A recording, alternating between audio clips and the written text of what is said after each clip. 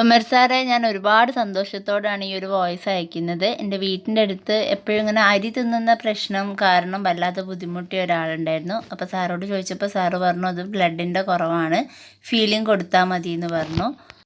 ആദ്യത്തെ ഒരു ബോട്ടിൽ കഴിച്ചു കഴിഞ്ഞപ്പോഴത്തേക്കും അവർക്ക് നല്ല വ്യത്യാസമുണ്ട്. ഇപ്പം അരി കഴിക്കാനുള്ള ആ ഒരു ടെൻഡൻസി ഒക്കെ നിന്നിട്ടുണ്ട് എന്ന് പറഞ്ഞിരുന്നു.